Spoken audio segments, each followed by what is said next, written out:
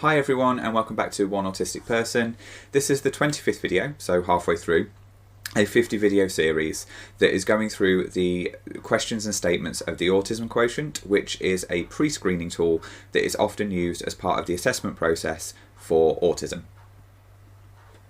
While I was going through the diagnosis process myself, I felt that these were all seen as deficits and as they need to be as part of the diagnosis process. And what I want to do with these videos was to flip that narrative and look and see whether we can find benefits and positives, and if we're unable to do so, then what mitigations and adjustments are we able to put in place to make life a little bit easier in relation to the effects of these statements that we find as part of the assessment. What I'd love is for people to comment in the comment section of these videos and sort of share their life experience with everybody else, because I think it's a really good thing for autistic people to do, because I think sometimes we can feel like we're out on our own and that life is quite difficult, and quite often just sharing that experience is really helpful for us. It was really helpful for me as part of my diagnosis journey, so I'd love people to sort of find a place to be able to do that, and hopefully that's what these videos will do, as well as me being able to tell people what I'm doing and sharing that experience with people. So with this one, it is, like I say, it's the 25th statement, which is, it does not upset me if my daily routine is disturbed, which for me is a definitely disagree.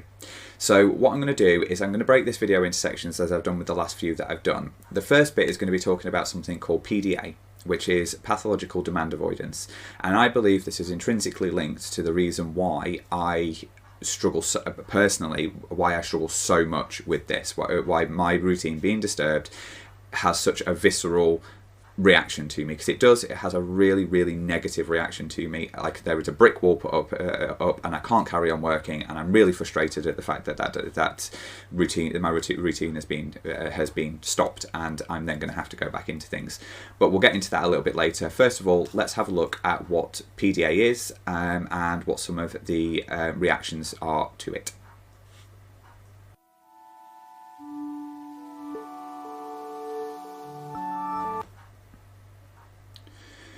So, PDA, Pathological Demand Avoidance, or as I prefer to call it, persistent drive for autonomy. A lot of people are sort of using that term because the word pathologizing something just seems a little bit it doesn't seem right to be doing it. So it's the resistance to demands of everyday life, it's a need for autonomy and control generally, and it might also be a resistance to preferred activities. So it might even be things that you enjoy doing, you will find that you have an aversion to even yourself thinking that way. So it can happen if you get a direct demand, such as somebody telling you to brush your teeth, put your coat on, complete your tax return, anything like that, anything that is you perceive as a demand from the outside world. It could be an internal demand. For me, it's quite often an internal demand. So if you're willing yourself to do something like going to the toilet, eating, drinking, just getting up and doing something, as I've said, something you enjoy. I really enjoy doing these videos, but I can really struggle with pushing myself to do them, and I find every excuse in the book to not do it. Which kind of brings me on to the next bit, which are kind of the responses that we have from it. So it can be that you have excuses, whether that is that you make excuses to yourself and sort of like, oh, I've got this to do, or I've got that to do. I've literally said, I can't do that right now, I'm thinking, to myself and to other people. So I will find any excuse to not do something if I feel it is a demand on me. Distraction or diversion, so sort of changing the subject, trying to divert people's attention to something else that you know that they're more interested in, and something you're more interested in that you don't want to have to do that thing, so you're going to divert people's attention. Point blank refusal, saying I'm not doing that, and just saying it, that not giving a reason, just not going to do it. You can become passive or withdrawn, so sort of not engaging with the other person, or even engaging with yourself, sort of just going, right, I'm just going to sit here and do nothing. And on the rare occasion I do sometimes get not aggressive. I mean aggression is kind of the term that's used for it, but I would say frustrated and probably a little bit combative with somebody about the fact that they've demanded something from me, and then I can be quite snappy back with that person, maybe swear at them, you know. So that's at home, you know, not at work, obviously I don't do that, but when I feel comfortable enough, it might be a swearing situation. The thing with PDA is that not all autistic people have this profile at all. Not everybody has it. Some autistic people do. It's not very well researched, although it's quite common knowledge within the autism world that PDA is a thing. It's just, and everybody has demand avoidance. Every single person has demand avoidance.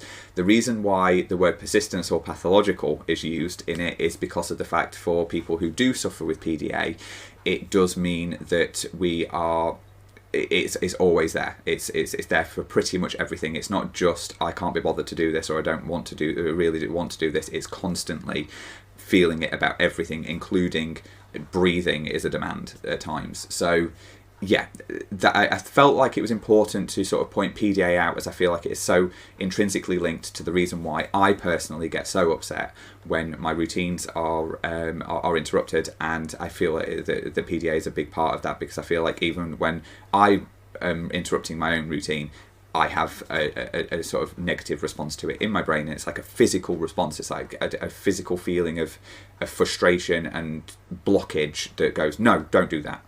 You've been demanded. That's been demanded of you. Do not do it.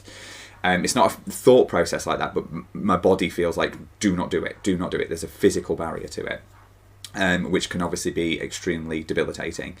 So that then kind of brings me on to the next bit that we're going to look at, which is going to be looking at this as a deficit. So if we have a look at it as a deficit, and then we'll have a look at benefits and mitigations afterwards.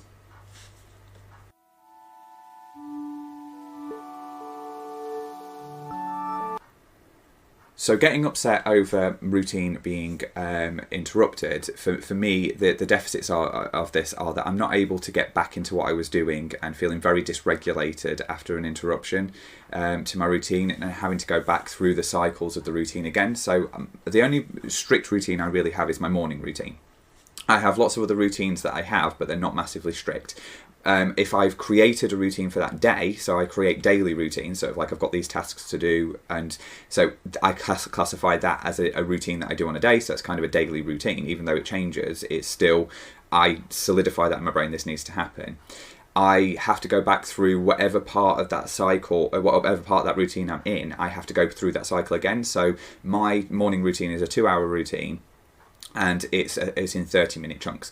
If I go during one of those 30-minute chunks, if I get interrupted during one of those 30-minute chunks, I have to go back to the beginning of that 30 minutes. So if I have 2 or 3 interruptions, you're looking at an hour and a half extra potentially added on to the to my morning routine, which can then dysregulate me, make me late. But I have my brain will just not allow me to continue getting ready if I don't follow that process from start to finish for each one of those 30 minutes. So therefore the whole 2 hours needs to be completed regardless, and it just I could potentially be in that all day if somebody just kept interrupting me.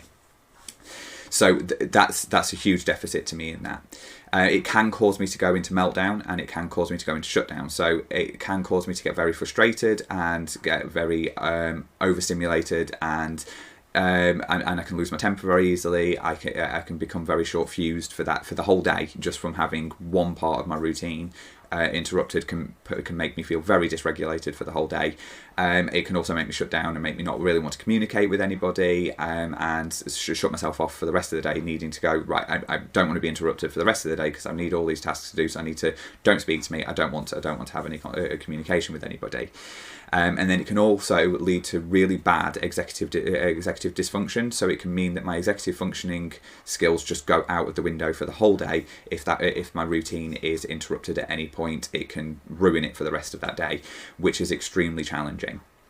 So they're the deficit sides of it for me. They're the things that are a problem. I will look at what some of the mitigations and adjustments are that I've put in place for myself on that later on.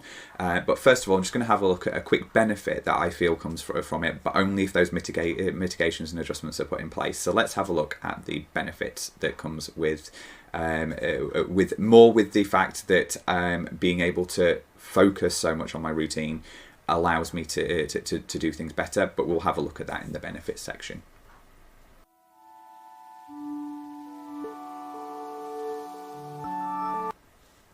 So for me, there is a benefit to this, but only if I've got the mitigations and adjustments in place. So we'll have a look at the mitigations and adjustments in a second. But if I'm able to get on with my routine, the way that my routines and tasks on a daily basis, the way that I've planned them out, I can be hyper focused on that routine task. And that routine being in place often allows me to be extremely productive within that time period. So as much as it's a negative, the fact that I'm pulled out of it, if I'm not, and I put mitigations and adjustments in place, I am able to be much more productive during that time period once those mitigations and adjustments have been put in place, adhered to and followed by other people. So that's the benefit to me, that routine is really beneficial to me to a point of being extremely productive when I'm able to act within it.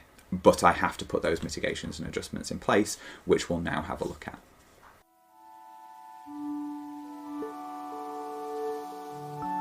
So for me, the mitigations and adjustments that I put in place are that I schedule in possible interruptions. I tell people that I won't be available during the sort of routine set times that I'm going to be doing tasks, and I will turn off my email notifications. I'll make put my phone on silent and put it away from me.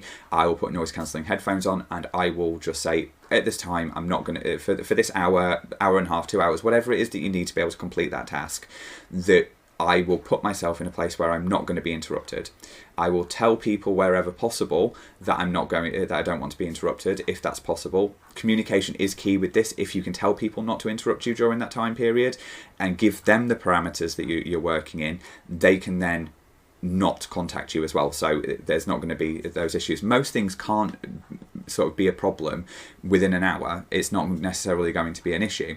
There do come some other issues when it comes to things like, I mean, my job allows me to be able to do that to an extent, but there are other jobs when that isn't the case. I think it's, again, having the communication with the people you work with and saying, while I'm completing a task, if you leave me to it, then I'll be able to complete it quicker, and then I'll be able to listen to what it is that you need to say about the next task or whatever it is that they need to talk to you about. So just being honest with people and open and honest about it. So I've said that a lot in this. It's communication, talking to your employer, talking to the people that are around you to say that you need this time, and actually you'll be more productive if you're given that time. So asking for it is a reasonable adjustment, and it is reasonable to ask for that. Just to be very clear, it is reasonable to ask that you complete a task before you're asked to do another one. So the other thing that I do as well is I set alarms for myself on my Alexa purposely to interrupt me during the day when it's going to be annoying to me, because that means I can then have that response to it, but it's an inanimate object, and I can start sort of building a bit of a barrier up for myself so that I'm used to being interrupted a little bit, so I can then look at how I regulate myself. So it's sort of practicing interruptions in a way that is beneficial because of the fact you'll be able to change the way that you're experiencing that in the future.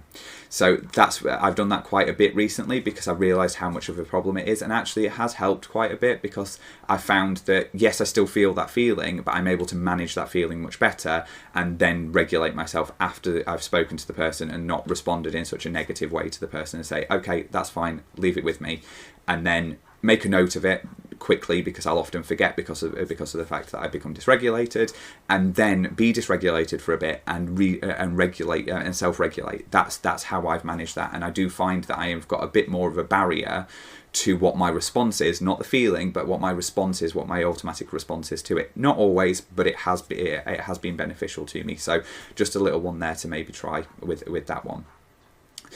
So that's the 25th video. Like I say, we're now halfway through. Thank you very much for watching these videos, and as I've said with all the videos, if you can comment, that would be great, so that you can share your experiences with myself, but also with other people. I'd love to see people communicating with each other and telling each other what they're doing and how they are experiencing their life with autism. Obviously I'd love it if you would subscribe and share, and all of those other algorithm things that YouTube like. But the main point for me is the communication between people, and I really want people to share their life experiences. So thank you very much, and I hope to see you in the next video. Thank you very much. Thanks. Bye.